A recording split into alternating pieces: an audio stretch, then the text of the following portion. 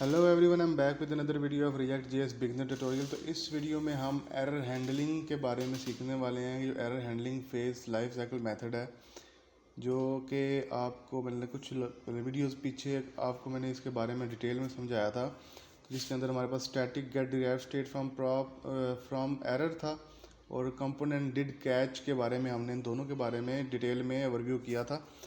तो इसमें हम एरर हैंडलिंग के बारे में सीखने वाले हैं। तो नेक्स्ट जो हमारी error boundary basically a class component that implements either one or both of the lifecycle methods get derived state from error or component did catch becomes an error boundary. तो आप इन दोनों का इस्तेमाल करके अपनी error boundary को define कर सकते हैं कि जब फॉर एग्जांपल हम जो भी काम कर रहे होते थे तो आपको एप्लीकेशन के अंदर जो है एक एरर स्क्रीन आ जाती थी, जो कि आपके कस्टमर के लिए बहुत ही एक अजीब किस्म की बात है कि वो अगर ये चीज़ें देखे और हमारा कोड उनको विजिबल हो जाए, तो ये एक अच्छी प्रैक्टिस नहीं है।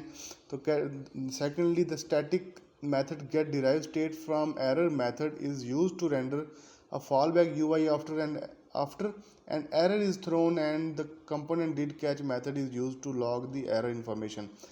तो बेसिकली ये जब आपका कोई एरर आएगा तो उसमें आपने कुछ शो करवाना है, तो उसके बारे में बात हो रही है कि आपने अगर एरर आ जाता है तो हम एरर एज इट इज़ तो नहीं शो करवाएंगे, हम उसको क्या करेंगे, उसकी जगह कोई टेक्स्ट या कोई यूआई उसको शो करवा देंगे कि जिससे उसे पता चल सके कि यहाँ पे कोई प्रॉब्लम है।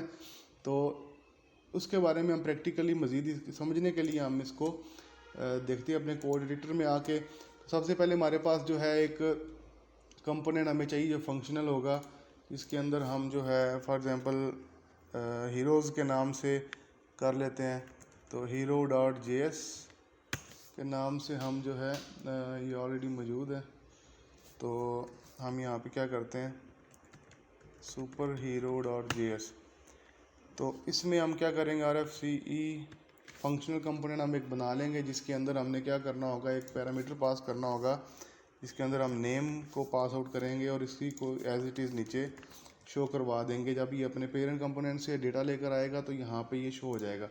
लेकिन हमने यहाँ पे एक जो है एक एरर थ्रो करना है, जिसके ऊपर हम कंडीशन लगा लेंगे कि अगर जो नेम है वो आपका फॉर एग्ज़ाम्पल आयरन मैन या आप कुछ भी कर सकते हैं, हल्क है, तो क्या करना है, तो आप क्या करेंगे, थ्रो न्यू एरर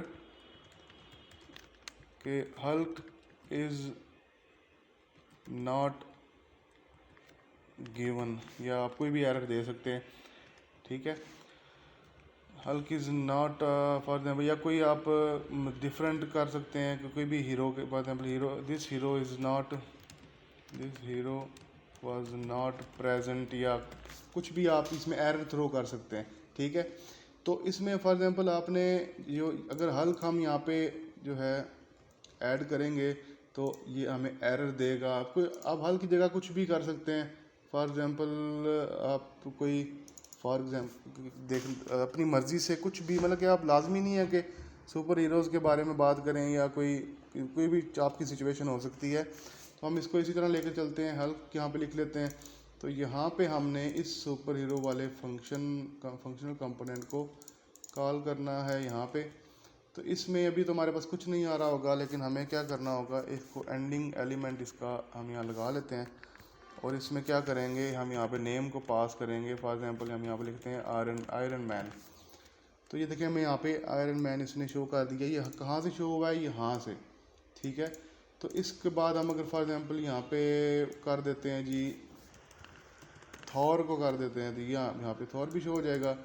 लेकिन अगर हम हल्क को पास करते हैं एज अ नेम, तो ये देखिए हमारी स्क्रीन जो है वो गायब हो गई है। तो वो बेसिकली ये हमें नहीं चाहिए। हम चाहते हैं कि कोई यहाँ पे मैसेज आ जाए या कोई हमें बता दे कि जी कि ये क्या इशू है, ये इशू, ताकि हमें स्क्रीन ब्लैंक ना हो। अगर फॉर एग्जांपल आपकी हज़ारों प्रोडक्ट्स हैं, ई कॉमर्स वेबसाइट आप बना रहे हैं, तो उसमें अगर आपके एक प्रोडक्ट में कोई मसला है तो वो आपकी सारी एप्लीकेशन को ब्रेक कर देगा।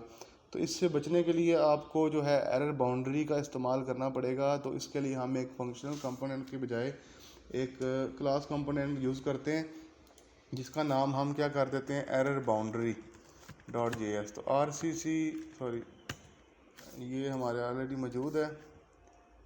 तो आई थिंक ये ऑलरेडी क्रिएटेड है, इसमें इसको रिमूव कर लेते हैं। तो दोबारा से क्रिएट करते हैं, खाली कंपोनेंट होगा हमारे पास एरर बाउंड्री डॉट जेएस। तो इसके अंदर हमने क्या करना होगा, हम जो है टेम्पलेट ले लेते हैं रिएक्ट का क्लास कंपोनेंट का, जिसके अंदर हम इसका काम करेंगे। तो इसमें ये होगा कि आपने सबसे पहले जो है वो एक कंस्ट्रक्टर बना लेना है, और इसके साथ हमने जो get derived state from error था उसको यहाँ पे डिफ़ाइन करना है। तो सबसे पहले हम जो है एक स्टेट कर लेते हैं डिफ़ाइन और कॉन्स्ट शॉर्टकट से। तो इसमें यह होगा कि आपने यहाँ पे हैज़ एरर के नाम से एक स्टेट डिफ़ाइन कर लेनी है, जो यहाँ पे फॉर एग्जांपल फॉल्स होगी। तो फॉल्स यहाँ पे होगी, लेकिन हमें जो है जो हमारा मेथड था जो हमने पढ़ा था get derived state from error, तो इसके अंदर एक पैरामीटर हम पास करेंगे एरर के नेम से, और यहाँ पे हम रिटर्न कर देंगे इसको कि हैज़ एरर जो है वो ट्रू है। ठीक है, तो इसको ट्रू अभी आपको इसकी समझ नहीं आ रही होगी मुझे पता है, लेकिन ये कि आपको अभी नेक्स्ट जो हम अप्लाई करने लगे हैं उसको देख के आपको सही इसकी क्लियर समझ आ जाएगी। तो हम रिटर्न को यहाँ से ख़त्म करेंगे, यहाँ पे हम कंडीशन लगा देंगे कि if this dot state dot has error. तो आप क्या करोगे, आप यहाँ पे रिटर्न कर दोगे फॉर एग्जांपल H1 के समथिंग वेंट रॉन्ग, या आप कुछ भी यहाँ पे लिख सकते हैं। ये बेसिकली हम एक एरर थ्रो करने के लिए एक मार्कअप रेडी कर रहे हैं, जिसको हम यहाँ पे यूज़ करेंगे आगे, समथिंग वेंट रॉन्ग। तो अगर ये फॉल्स होता है तो हमें क्या करना है कि इसको जो बाकी इसके चिल्ड्रन हैं उनको चलने देना है। तो उसके लिए हम this dot props dot children, आपको याद होगा हमने कुछ वीडियोस पहले इस बारे में सीखा था।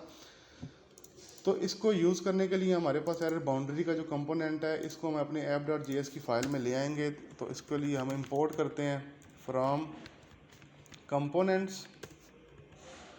तो कंपोनेंट्स में से हम इसको यहाँ पर ले आएंगे। तो इसको यूज़ करने के लिए हमने क्या करना होगा, सबसे पहले एरर बाउंड्री को हमने रैप करना होगा अपने इस पूरे एलिमेंट जो हमारे पास आ रहा है इसके थ्रू। ठीक है, लेकिन हम अभी अगर आप देखें तो ये एरर दे रहा है, लेकिन जो बाकी दो हमारे पास सुपर हीरोज़ थे इनके बारे में ये हमें ये हमें शो नहीं कर रहा। हमें चाहिए कि हमें ये तीन चीज़ें दिखाने के बजाय दो तो कम से कम दिखाए।